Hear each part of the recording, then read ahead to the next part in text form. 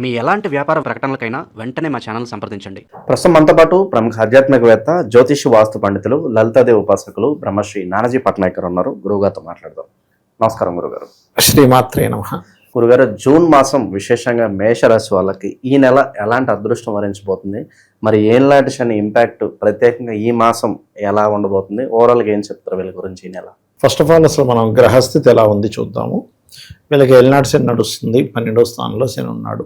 అది కూడా ఉత్తరాభాద్ర నక్షత్రం నుంచి రేవతిలోకి వచ్చేసాడు శని. రాశిలో కుజుడు యొక్క సంచారం జరుగుతూ ఆ యొక్క కుజుడు 2వ భావంలోకి 21వ తేదీ నుంచి మారుతున్నాడండి. అదేవిధంగా 3లో ఉండే రవి కూడా 14వ తేదీ నుంచి రవిని వెళ్ళి మీట్ అవుతున్నాడు, గురువుని వెళ్ళి మీట్ అవుతున్నాడు. కాకపోతే గురువు అక్కడ ఉండట్లే. ఈ గురువు ఏంటంటే 2 జూన్ నుంచి మారిపోతున్నాడు. గురువు దగ్గరికి వెళ్దాం అనుకుంటున్నాడు కానీ ఆయన ముందే మారిపోతున్నాడు. అండ్ అదేవిధంగా శుక్రుడు కూడా ఈ యొక్క నెలలో దాదాపుగా మీకు 9వ తేదీకి కర్కాటకంలోకి మారడము, బుధుడు 23వ తేదీ మారడము, పంచమ స్థానంలో కేతు ఉండడం జరుగుతుంది. వీరికి పంచమంలో కేతు, లాభంలో రాహు. అయితే ఈ యొక్క గ్రహస్థితిని అనుసరించి వీరికి ఎలా ఉండబోతుంది అంటే ఈ మాసంలో ఈ ఉండే గ్రహాల యొక్క ప్రభావం ఎలా ఉంటుందనే విషయాలు చెప్తుంది. నేనైనప్పటికీ చెప్పిస్తుంది సాక్షాత్ లలిత అమ్మవారిగా భావిస్తూ ఆ లలితాంబిక అమ్మవారి యొక్క అనుగ్రహం మీకు పరిపూర్ణంగా కలగాలని మనస్ఫూర్తి కోరుకుంటూ, ఇక్కడ ఎప్పుడైతే రాశిలో ఉండే కుజుడు ఉంటున్నాడో ఇది ఆల్మోస్ట్ మనం ఎప్పటి వరకు ఉంటుందని చెప్పుకున్నాము, ఆల్మోస్ట్ 21వ తేదీ వరకు ఉంటాడు అక్కడ. సో 21వ తేదీ వరకు వీళ్ళు కొంచెం అంటే ఎనర్జీ పెరుగుతుంది. పాజిటివ్గా చూసుకుంటే అంటే కొంచెం ఎనర్జెటిక్గా ఉండడం జరుగుతూ ఉంటుంది, ధైర్యం పెరుగుతుంది, ఎనర్జీ పెరుగుతుంది. కాకపోతే వేడి స్వభావం అంటే వేడి వల్ల వచ్చే ఇబ్బందులు ఉంటాయి సరే, హీట్, పిత్తం పెరగడము, లేకపోతే మనకి ఇప్పుడు చూస్తే కనుక ఈ మే, జూన్, జూలై ఈ 3 మాసాలు కూడా ఆల్మోస్ట్ ఎండ అసలు మీరు ఎప్పుడు రికార్డు స్థాయి అంటే 50 దాటిపోద్దండి, 50 డిగ్రీస్ దాటిపోద్ది. అందులో ప్రత్యేకంగా మేషం వారికి మరింత ఎక్కువ ప్రభావం ఉంటుంది. ఓకే, అదొకటి.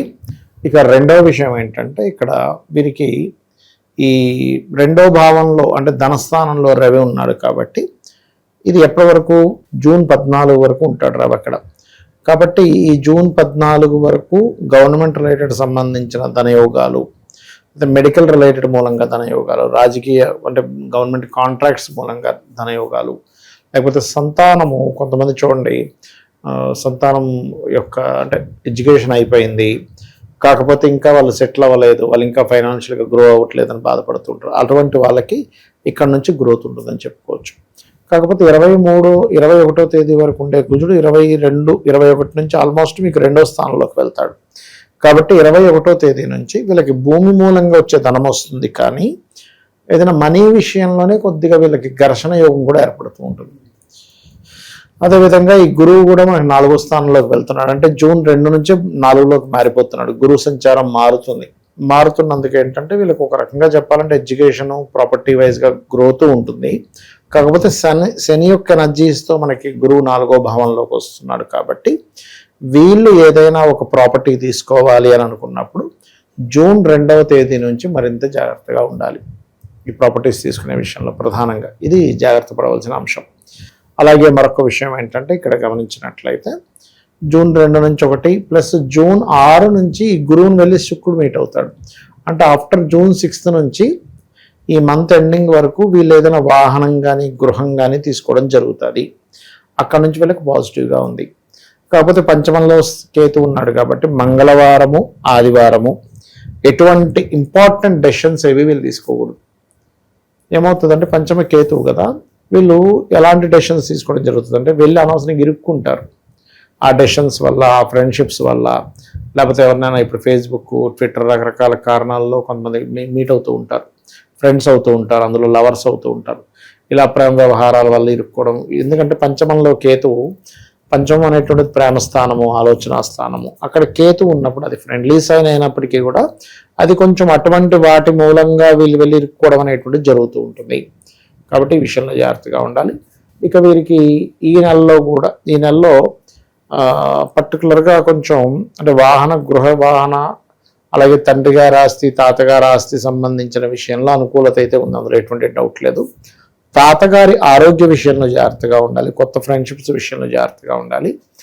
ఇక వీరికి సప్తమాధిపతి శుక్రుడు గురువుతో కలిసి 4వ స్థానంలో ఉన్నందుకు ఏదైనా వివాహ సంబంధించినటువంటి విషయాలు ఏవైతే ఉంటాయో ముఖ్యంగా తల్లిగారి ఇన్వాల్వ్మెంట్ వల్ల సెట్ అవుతాయి. అదేవిధంగా 2వ అధిపతి కూడా శుక్రుడై గురువుతో కలిసి ఉంటున్నాడు కాబట్టి 9వ తేదీ నుంచి ఈ టీచింగ్స్, ట్రైనింగ్స్, ఫైనాన్షియల్ రంగాలు, బ్యాంకింగ్ సెక్టార్స్లో జాబ్స్, ఇటువంటి విషయాలకి అనుకూలమైనటువంటి వాతావరణం ఉంటుంది. అందులో ఎటువంటి సందేహం లేదు.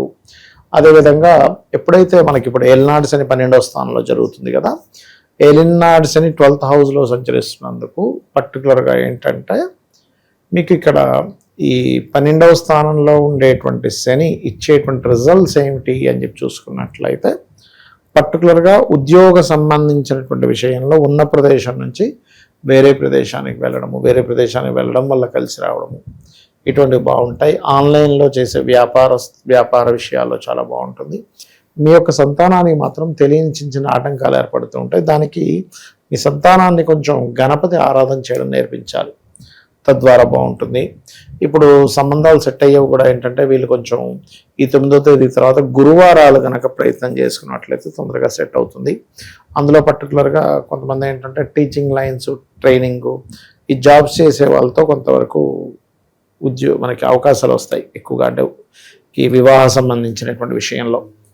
అదేవిధంగా మనకి ఈ దశమాధిపతి అయినటువంటి శని 12వ భావంలో ఉన్నాడు కాబట్టి ఉద్యోగ సంబంధించినటువంటి విషయాల్లో ఎక్కువగా వీళ్ళు గురువారం కానీ శుక్రవారం కానీ వీళ్ళు కనుక ట్రై చేసుకున్నట్లయితే కొత్త ఉద్యోగాల కోసం తొందరగా కుదురుతుంది.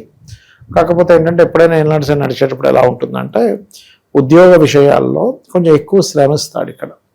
దీనికి వీళ్ళు ఏం చేయాలి, ఓం మాణిక్య ముకుటాకార జానుద్వయ విరాజితాయే నమః అనే మంత్రం చేసుకుంటే అన్ని విధాల వీరికి బాగుంటుంది. ప్లస్ గణపతి యొక్క ఆరాధన కూడా చేసుకుంటూ ఉండాలి. ఎక్కువగా సాధనలు చేసుకోవడానికి ఇది సరైన సమయమే, పంచమంలో కేతు ఉన్నందుకు దానిలో ఎటువంటి ఇబ్బంది లేదు. కాకపోతే ఏంటంటే ఇక్కడ అగ్రెసివ్ నేచర్ని పెరుగుతూ ఉంటుంది. 21వ తేదీ వరకు రాశిలో కుజుడు ఉంటున్నాడు కదా, ఈ కుజుడు తత్వం ఏంటంటే ధైర్యం పెంచడము, అగ్రెసివ్ నేచర్ పెరగడము. కాకపోతే ఈ బీపీ లెవెల్స్ కూడా కంట్రోల్ చేసుకోవాలండి ఇక్కడ.